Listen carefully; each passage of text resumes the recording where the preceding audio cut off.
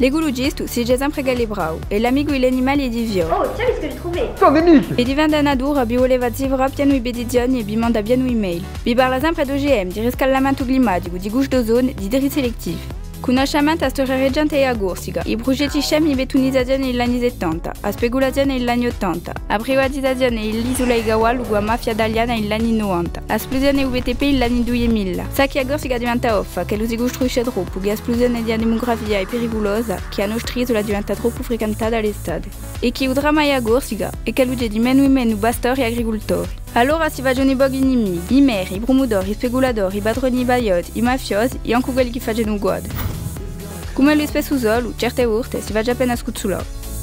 L'ecologisto pensate che conosce a Corsica in funzione degli ambienti rari e degli animali selvaggi? Infatti, a conosce in funzione dei progetti immobiliari e dei permessi di costruire illegali.